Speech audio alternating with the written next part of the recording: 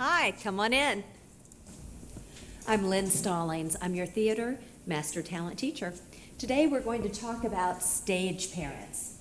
The good, the bad, and the downright scary.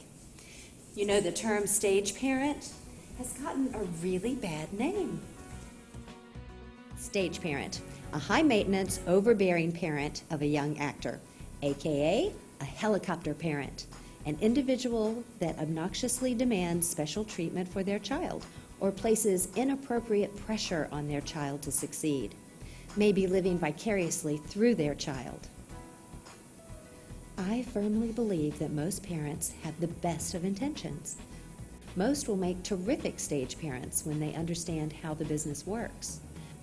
The parents are actually a strong consideration when hiring a child, because you're not just hiring a child, you're beginning a relationship with the parent too.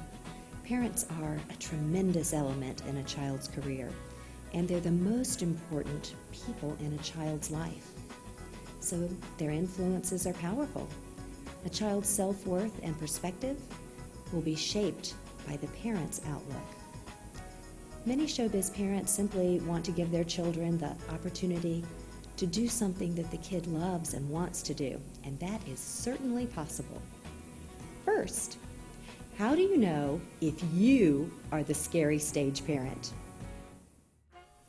If you spend more time plucking your child's eyebrows than you do playing outside, you might be a stage parent. If you bribe your child as you drag them kicking and screaming to an audition, you might be a stage parent. If you stand in the back of the theater and mouth all of your child's dialogue and then do all of their choreography. If you bring an entourage to an audition like your cousin, your little brother, your sister, and maybe their play date and say, hey, can they be in the show? When you're the one that cries, when your child does not get cast, well, that's sad, and you might be a stage parent. If you brush your daughter's hair 15 times before an audition, if you pinch your kid's face because you want it to look like they really were crying, if you look at an 8-year-old and start thinking about liposuction, if the rules don't apply to you, if you say things to rattle a competitor's confidence to give your child an edge, you might be a stage parent. If you direct your own child, or direct someone else's child, or direct the director, you might be a stage parent. Okay, so it's easy to make mistakes. Raising professional child actors is complex. Misguided parents can inadvertently jeopardize their child's career and sometimes their emotional well-being. You only get one childhood, so it's our job as parents to protect that. The term stage parent has such negative connotations, so let's coin a new phrase. The following is a guide to being a super showbiz parent. The supportive parent of a child actor, an organized, industry-savvy, punctual, kind, thoughtful child advocate who maintains a respectful low profile and allows their child to shine. What makes a super showbiz parent? Check out the do's and don'ts. Don't forget to be a parent. Children need to know that they're loved unconditionally. Don't force your child into show business. Don't yell or criticize your child when things don't go well. Don't gossip or get into everybody else's business. Don't tell agents, managers, casting directors, producers, directors, actors, or crew members how to do their jobs. Don't complain or argue with anybody, ever.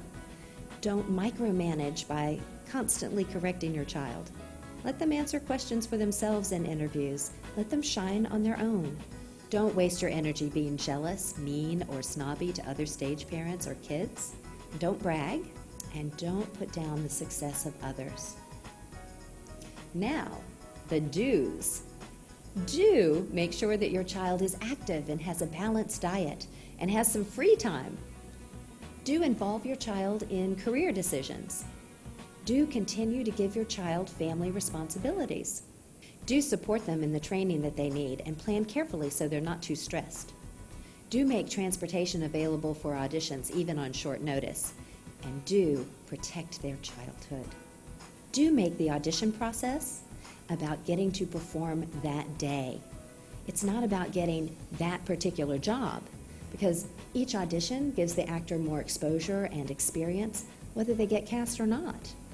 They don't need the pressure of landing the job. Stress actually hinders a performance, so they'll get fewer jobs if they're stressed. So fun is absolutely the way to go. Do avoid burnout. It's okay to stop for a while. Acting will always be there, but a childhood won't. So know that it's okay to take a break from show business, as long as you complete the current projects that you're on. Do help them manage their careers. Keep headshots and resumes updated, remind them to send postcards and thank you cards, and get a good agent and or manager. Become aware of child labor laws and obtain work permits, and handle the money for your child. Open savings accounts for them and make investments. Keep up with the child's expenses and income for preparing taxes. And do stay organized. Know when and where your child needs to be for rehearsals and costume fittings and special events and performances, and be on time. Always be on time. Do bring books and quiet games for downtime, and be reachable all the time. Here's a good one. When rehearsing a script for auditions, let your child make his own decisions with the material. I know that's hard. If they need help, then simply ask them questions about what the character expects and what the character wants and what the character must be thinking, and avoid answering any of those questions yourself.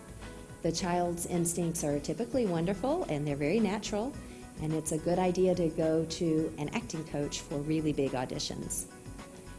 Do read the entire project script and discuss it before signing a contract.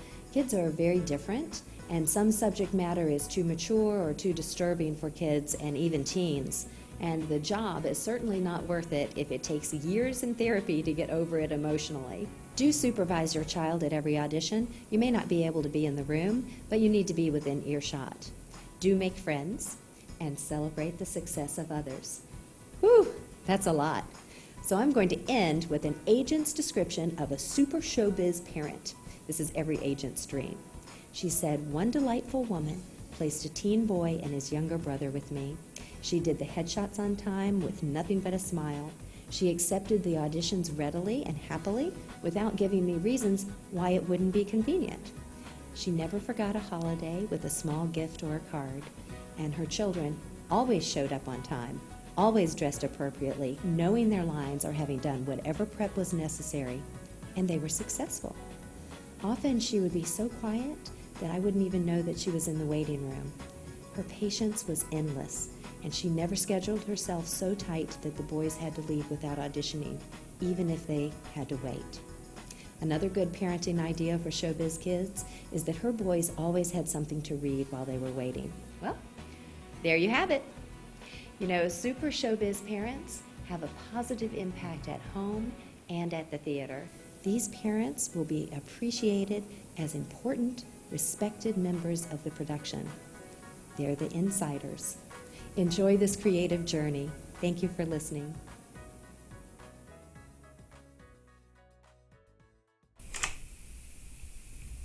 If you corner the casting director or anybody in the bathroom to talk about your child, you might be a stage parent.